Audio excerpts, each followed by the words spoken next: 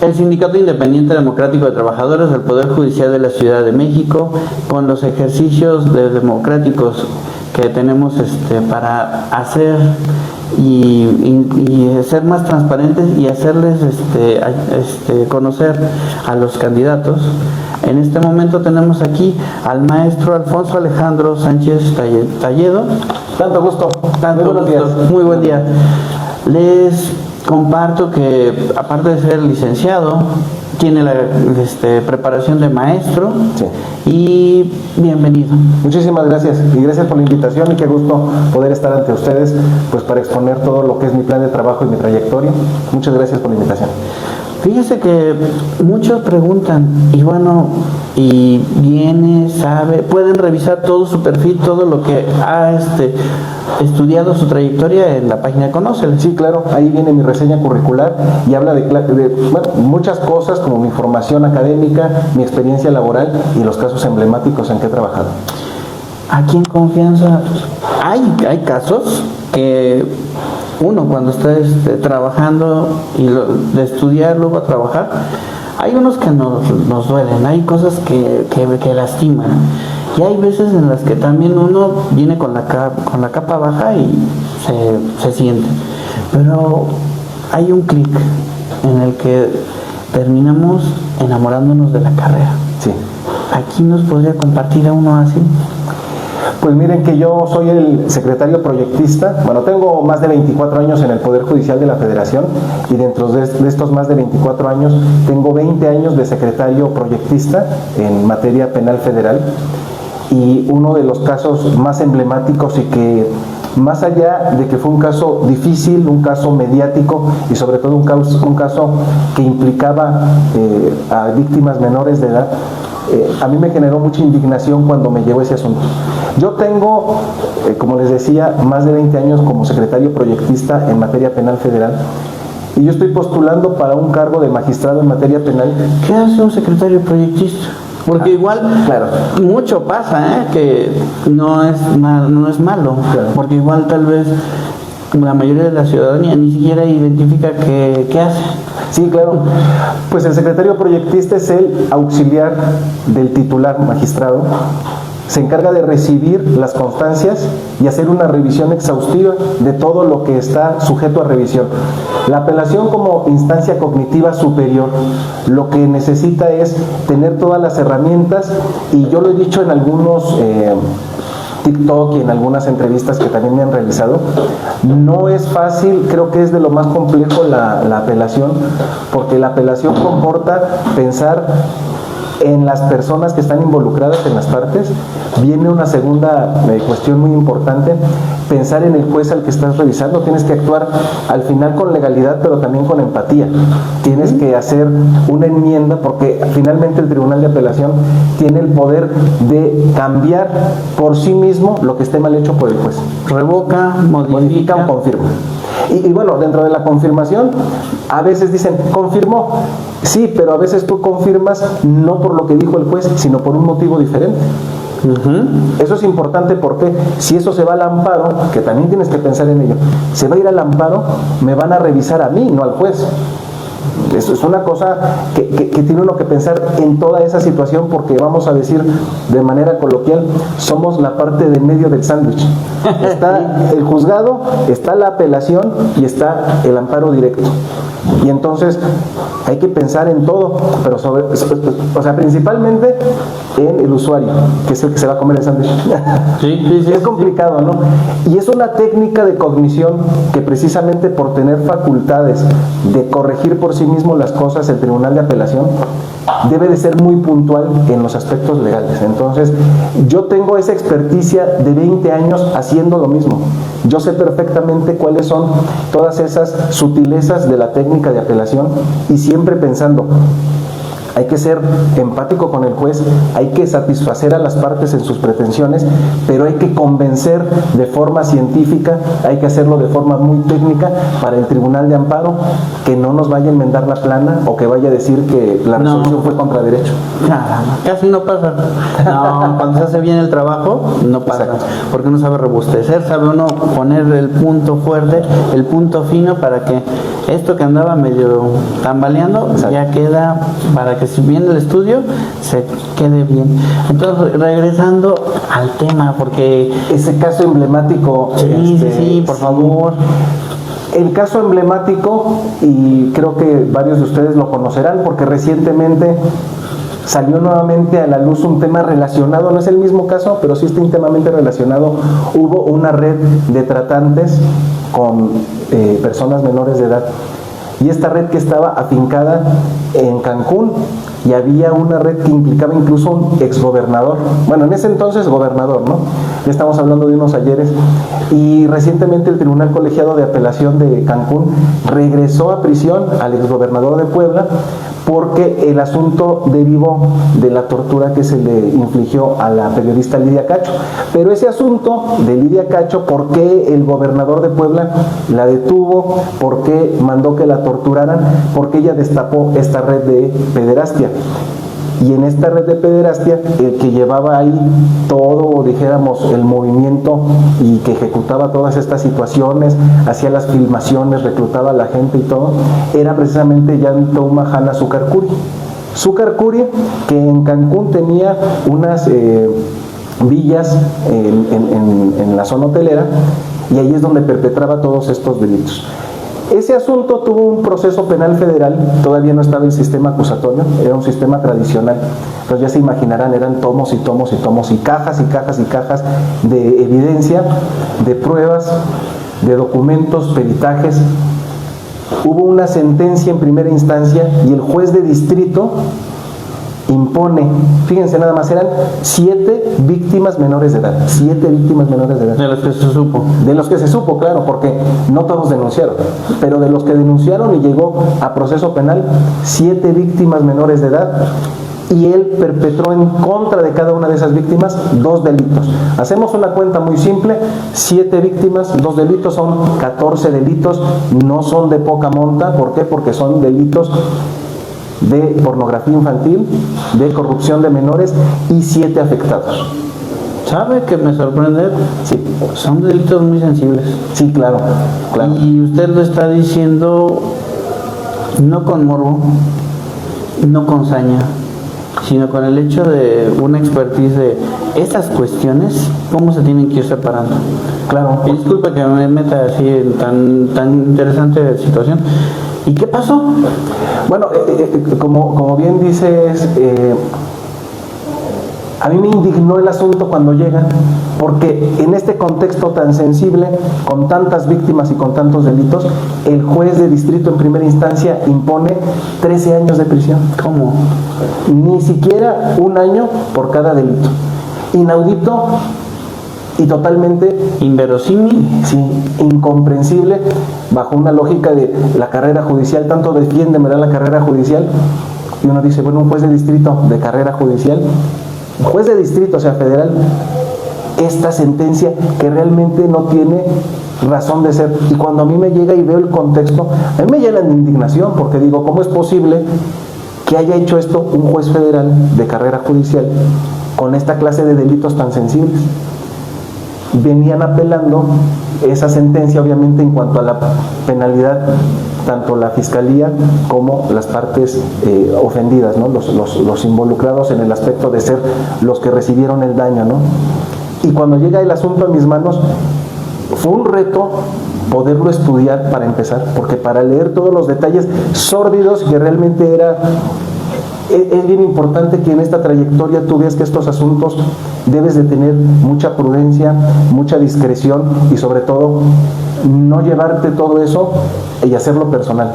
Claro que causa indignación, claro que es una cosa terrible que hayan hecho cosas de esta naturaleza, pero pues tú tienes que seguir con mesura, ¿no? Entonces, bajo esa perspectiva, respetando que el buen juicio y todas las reglas, todos tienen que tener definitivamente ni a favor ni en contra. En el procedimiento se tiene que respetar todas las etapas. Claro. Aunque a uno le dan ganas de agarrar a cachetadas, pero ese es el punto también, el lado que es el profesionalismo que tiene. Exacto, porque una cosa es el lado humano, que claro que te puede mucho, pero también estamos ante un debido proceso, ante una presunción de inocencia, bueno, y es lo que tú tienes que ver. Y al final en la apelación es donde se termina el proceso penal. En el amparo, bueno, es un proceso extraordinario, pero como tal el proceso se iba a terminar con nosotros en la apelación. Cuando a mí me llega el asunto y lo empiezo a estudiar y veo todas las irregularidades, pero sobre todo cuando llego a constatar que la persona es culpable, o sea, las pruebas indicaban que era culpable. En ese aspecto el juez estaba en lo correcto, condenó por esos delitos, pero la penalidad era algo inaudito, inverosímil. Bueno, yo no sé ya cómo describir esto. Da coraje, Sí. ya se siente uno. Pero entonces ahí llegó a las manos y dijo, no, pues ahorita lo corregimos. Tenemos que corregirlo, porque es imposible. Conforme a la ley. Claro. Quiere decir robustecer para saber que, bueno, fue designado culpable y entonces usted Se eleva la penalidad, le imponemos 120 años de prisión. 120 años de prisión. No se pasó de listo, sino simplemente lo normal. Lo que correspondía por cada víctima y por cada delito en el marco penal aplicable. Y aquí viene una cosa bien importante también. Nosotros no modificamos la sentencia. Modificar es que alguna cosa sirve del juez Sí. y otras cosas hay que cambiar. Ajá. Aquí se modificó, ¿por qué? Porque sí estaba demostrado el delito y la responsabilidad. Lo que se tenía que cambiar era la penalidad, no solo en la cuestión de la prisión que se impuso, que ahí estaba como que muy palpable, ¿no? Ahí se llama el lado fino. Sí, claro. Caray, por favor, continúe. Bueno, pero vimos también un aspecto muy sensible y muy importante que el juez tampoco hizo bien, la reparación del daño. Que es lo que muchos ya de mínimo esperarían. Sí. ¿Y qué pasó? Por la naturaleza del asunto, bueno, el juez en primera instancia dice, bueno, vamos a pagarles tal cantidad y tan. Y yo en la propuesta que hice, y bueno, voy a decirles algo, para mí no fue fácil convencer al magistrado de que aprobara ese proyecto que yo presenté, porque era un caso muy mediático. Y también esas redes de poder que había detrás, pues también eran como ciertamente preocupantes, ¿no? Entonces, pero yo lo que dije en la sentencia también en ese aspecto de reparar el daño, digo, Terminó convenciendo al magistrado Sí.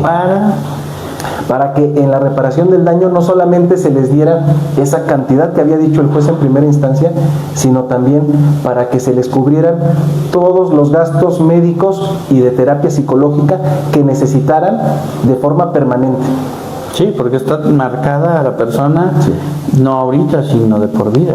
Claro, y una cosa importante, esta persona, el sentenciado, sí tenía recursos suficientes para solventar todo ello, porque cuando uno ve estos temas de reparación del daño, también tiene que estar consciente de que si la persona que debe de cubrir esos gastos tiene la solvencia para ello. Claro. No me digas, si saca bastantes principios así, hasta sonaron, no se hizo tanto distinto, pero fue equidad, fue principio de lo que llegaron Sí, a ser las debido proceso, pruebas, ¿no? el debido proceso, La valoración probatoria. proteger al grupo minoritario, los menores. Así es. No, hombre, nosotros no vamos a decir quién es bueno, quién es malo. Nosotros nada más vamos a compartir. Esta es la boleta Así es. en la que usted está. Igual tal vez no es el mismo distrito, porque igual dependiendo del distrito puede haber más mujeres del lado izquierdo, más hombres del lado derecho. Así es. Pero este es el color. Así es, color azul. Las boletas, al menos vamos a hablar de las magistraturas de la Ciudad de México, son de color azul y vienen obviamente, como nos decía aquí mi entrevistador, son del lado izquierdo las mujeres, del lado derecho los varones.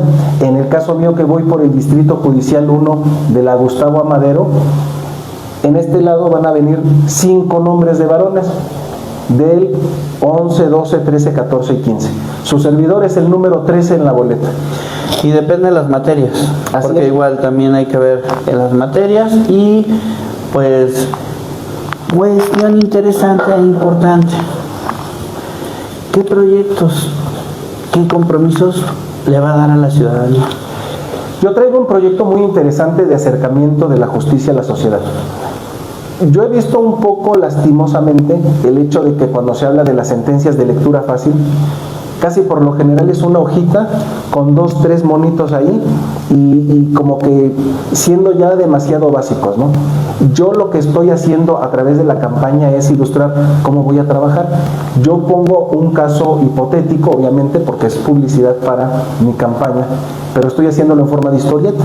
Entonces, bajo esa perspectiva, una historieta es llamativa, no es nada más una hoja simple con 3 monitos ahí de que el payasito y los globitos y unas serpentinas. No, es realmente algo bien estructurado, se cuenta la historia como va, con dibujos atrayentes y al final se entiende de qué va la situación. Ejemplo, mi primera historieta publicada, estábamos viendo un caso de maltrato animal. Entonces la historia es de un perrito. Cuestión hipotética. Es hipotética, sí. Sí, porque igual va a decir, no, anda poniendo la historia de 2, 3 que no, es hipotético. Es hipotética, sí. Luego la realidad supera la ficción. Exacto. Pero es hipotético. Así es. Este caso hipotético del perrito, porque también creo que es importante generar ese compromiso social. Cuando hablamos de esta historia del perrito Coco, se pone ahí en la historieta, ¿no? Es un regalo de Navidad, pues los niños querían un perrito, el papá les compró el perrito. Como terminan siendo al final hasta abandonados, exacto, amarrados o demás. La historia fue justo así, se aburren los niños y abandonan al perrito. Y el perrito pues anda vagando ahí por las calles de la delegación Gustavo Amadero. ¿Y qué es lo que sucede? Un niño se da cuenta de eso, pues en la historia se habla de que hubo una denuncia, empezaron a ver qué es lo que pasaba, pues el juez en primera instancia no dicta una sentencia condenatoria contra esta persona. No lo valoró como si fuera algo importante. Exacto. Raro, hipotéticamente hablando. Hipotéticamente. Pero estamos viendo que eso eran prácticas que también con usted se está viendo que se busca, va a ser una renovación esto. Claro, porque la idea es precisamente una cercanía a la ciudadanía. Entonces aquí en la historieta, este niño le dice a su mamá, ¿qué está pasando? Vamos a investigar, ¿por qué nunca detuvieron a los culpables, tal? Y entonces en la historieta, bueno, van con un servidor y les digo, miren, pues de ese asunto hay una audiencia de apelación mañana, si quieren venir, pues adelante. Se valoran las pruebas y entonces se revoca la sentencia y sí se dicta una condena en esta persona que abandonó al animalito y pues tiene que ir a prisión, ¿no? Y entonces la generación de esa conciencia social de decir, mire, estos casos son más comunes de lo que tú crees. La verdad que esto es lamentable que sea tan común. Genera conciencia, no compres, adopta. Y si quieres saber un poquito más de estas situaciones, cuando tú veas algo así, denúncialo. Y es generar esa conciencia social, ese compromiso, ese humanismo, ¿no? Esa es una primera historieta. La segunda es del abuso contra las mujeres cuando son golpeadas. Entonces también es una historia que se cuenta así muy fácil, ¿no? Llega... Parece fácil, pero también así, con lo mismo que está señalando, el hecho de también no denunciar se vuelve uno cómplice. Claro. Así como ahorita también México, el hecho de no votar también puede hacer que el calibre de algunos candidatos pueda ser y puede estar al servicio, o pues igual no votar es dejar que todo pase. Sí. Yo considero aquí muy importante llamarlos al voto, precisamente porque se han hablado de muchas cosas, ¿no? Pero en TikTok, cuando puedan ver mis redes, se darán cuenta, hay un video específicamente de eso. Y les digo, voten, ¿por qué? En principio porque votar es un deber cívico. Y cuando lo cumplimos somos mejores ciudadanos por el solo hecho de cumplir un deber que tenemos, ¿no? Pero también el tema es, vamos a hacer historia cambiando el Poder Judicial y erradicando a los elementos que generan vicios, ¿no? Entonces, cuando están los vicios aquí y nosotros estamos en posibilidad de cambiarlos, de revertir malas prácticas y sobre todo estamos en inteligencia, estamos en confianza, sabiendo que nuestro voto puede hacer una diferencia. No podemos ser ahora sí que impasibles, tenemos que actuar. Y ahorita es el momento de actuar, como en el caso mío del Distrito Judicial 1 en la Gustavo Amadero, votando en la boleta azul por el número 13, para un verdadero cambio y una verdadera cercanía. Yo también estoy muy puntual diciéndoles que vean los debates que organizó el Instituto Electoral de la Ciudad de México, porque en ese debate hubo muchas cosas interesantes que salieron a flote. A nosotros nos notifican cuál va a ser el orden en el que nos van a entrevistar en ese debate, que que más que debate fue realmente como que un foro de que expusiéramos cuáles eran nuestras propuestas y de qué se trataba, pues las preguntas que nos hacían técnicas, ¿no? Y a mí cuando me notifican, pues a mí nunca me tocaba al principio. Pero uno de los candidatos que se comprometió, somos 5 candidatos, uno de plano no quiso ir al debate, uno se comprometió a ir y a la mera hora no fue, quedamos nada más 3. Y de los 3, a mí nunca me tocaba al principio. Pero de las 5 preguntas que nos hicieron, a mí me pusieron primero en 3. Y obviamente que eso a mí me generó desconcierto porque yo me preparé para el debate con el orden que el mismo instituto dijo, no se puede cambiar porque es estricto y no puede haber cambios. Bueno, a mí me cambiaron la plana y tal, y que eso está ahorita, digo, somos abogados, eso está impugnado porque fue una situación contraria a derecho y a la normatividad que hayan hecho ese cambio en el Instituto Electoral. Eso está ahorita en el Tribunal Electoral de la Ciudad de México. La forma afecta al fondo y entonces no se deja ni siquiera en el procedimiento. Es que aquí hay una cosa bien importante. Digo, nada más estoy señalando algo que está muy interesante. Es que aquí el tema es, tú vas a abonar a la ilegalidad quedándote callado. Es lo que hicieron mis contrincantes, porque ellos conocían perfectamente cómo estaba el orden. Se quedaron calladitos. Yo diría que es preocupante por 2 aspectos, ¿no? Se quedaron calladitos porque ni se dieron cuenta, qué grave, porque si vas a ser magistrado tienes que ser muy puntual en detectar la ilegalidad para componerla, ¿no? Bueno, esa es una posibilidad, pero la otra posibilidad es más grave, porque ellos viendo una ilegalidad se quedan callados para prevalerse de ello en su beneficio. Y entonces, ¿qué nos garantiza que llegando al puesto van a ser rectilíneos y van a actuar conforme a legalidad? Van a decir, no, si hay ilegalidad no importa, mientras me beneficie, yo abono. Justo yo manifesté mi inconformidad y quedó grabado. Pero ¿cuándo hice mi inconformidad? Hasta mi última intervención. Porque yo les quise dar oportunidad a mis contrincantes de que ellos se manifestaran. Ellos no quisieron hacerlo en su libertad, decidieron hacerlo así, perfecto, ¿no? Pero yo no puedo abonar a la ilegalidad. Y si hubiera sido la situación inversa, yo se hubiera dicho, discúlpeme, pero esto no es correcto porque en el orden era otra cosa.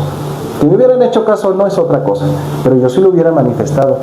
Y en esos pequeños detalles te das cuenta quién está capacitado y quién no para tener este cargo de tanta responsabilidad. Se llama congruencia y coherencia, que se vea y se sienta. Así es, no es lo más decir, es que yo soy la mejor opción, pero demuéstralo con hechos, no con palabras. Y ahí realmente creo que fue muy bueno, de alguna manera, que el Instituto Electoral hiciera esto, porque al final eso dejó ver muchas cosas. Y bueno, yo estoy confiado en que salga bien este juicio electoral, que salga bien el resultado. En su momento, pues bueno, si no me es favorable, la última palabra la tendrá la Sala Superior del Tribunal Electoral del Poder Judicial de la Federación. Bueno, eso ya sería otra telenovela. Sí. En este momento, aquí, Sí. para México, va a voltear y lo va a ver.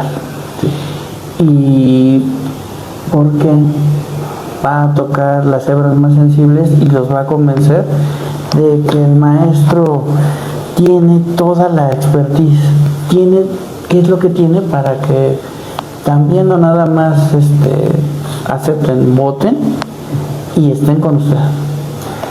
Yo quiero invitarlos a que voten por mí por varias razones, pero lo más importante, y creo que es la que más nos mueve, es justamente qué clase de Ciudad de México queremos. Una Ciudad de México segura, donde haya legalidad, donde haya certeza jurídica. Es lo que yo voy a trabajar. Yo no voy a invisibilizar a los grupos vulnerables. Dentro del debate, una cosa muy terrible que nos preguntaron fue la actitud de mis contrincantes. Nos preguntan, oigan, ¿y ustedes cómo van a atender a los grupos prioritarios? Y a mí me tocó primero, cuando no me tocaba, pero me tocó primero y yo les dije, hay protocolos publicados por la Suprema Corte para estos casos específicos.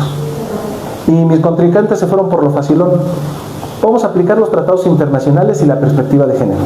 Pero yo en mi primera intervención que fue, les dije, hay una población de la diversidad sexual y ellos requieren un protocolo específico que ya publicó la Corte. Es la Corte la que ha dado toda esta pauta, ¿no? Hay un protocolo para juzgar con perspectiva de orientación sexual. Pareciera que no lo conocen. Entonces yo no solamente tengo el conocimiento, que aparentemente pues mis contrincantes no lo tienen, tengo una experiencia de 20 años en apelación penal, que yo puedo entender el contexto, porque no nada más les decía yo, se trata de sacar la sentencia de apelación y ya. No, hay que ver a las partes, al juez y al colegiado. Y eso yo ya lo tengo probadísimo. Tengo experiencia comprobada, pero además tengo ese compromiso social. Yo no voy a invisibilizar a los grupos vulnerables, yo no voy a invisibilizar las ilegalidades, yo no voy a comulgar con cosas que sean fuera de derecho. Si yo tengo esta experiencia, ha sido con mucho trabajo y ha sido con mucho esfuerzo. Yo no le debo nada a nadie, y eso sí quiero que quede claro. Yo no soy ni ahijado de un ministro, ni soy amigo de un consejero, ni tengo una tía que sea magistrada, no. Yo no tengo absolutamente a nadie a quien deberle. Yo quiero deberme a ustedes, a mi electorado. Que ustedes ejerzan su escrutinio, que ustedes me digan, oye, quiero que me escuches, y yo voy a tener mi puerta abierta. Yo no voy a ser de esos magistrados que dicen, es que la sentencia habla por mí. No. Y lo que quieran, hay recursos. Exacto. Son prácticas de antes, la renovación viene con personajes y eso suena muy congruente. ¿Por qué? El mismo derecho no es un código, no es algo escrito, se vive y se protege y se cuida. Y esta creo que es la voluntad que se le está viendo. Claro. Y quiero decir algo bien importante. La ley es un verbo mudo, inerte. Uno como magistrado tiene la capacidad de darle vida, pero es una decisión que tiene el magistrado. Entonces, bajo esa perspectiva, yo quiero que confíen en mí. Yo no los voy a defraudar. Vamos a votar en contra de la impunidad, en contra de la corrupción, en contra del nepotismo. Vamos a renovar el Poder Judicial de la Ciudad de México para que haya una justicia verdadera y cercana a ustedes. Y yo, de verdad que créanme, soy la mejor opción y no los voy a defraudar. Creo que pregunten, todavía hay tiempo. Hay cuestiones que si no quedaron muy claras, están las redes, lo esperamos que podamos hacer una segunda entrevista. Con mucho gusto. Será todo un placer y un gusto que nosotros estamos poniendo el piso parejo para todos. No estamos diciendo quién es bueno, quién es malo, qué trayectoria es buena, qué trayectoria es mala. Nosotros pues, nos estamos enfocando en ser imparciales, que la ciudadanía se identifique y tenga la mayor información y el mejor voto consciente. Y también en su momento que les recuerde, que les diga y que se exija. Y también no se olviden de votar. Este compromiso es de todos nosotros. Todos tenemos que poner a ustedes les va a tocar el balón en ese momento. Nosotros nos dimos a la tarea de acercarles a los candidatos, las candidatas. Y maestro, muchas gracias. Gracias a ustedes. No olviden votar y sobre todo voten por la justicia cercana. Hasta luego. Hasta luego. Muy buen inicio de semana.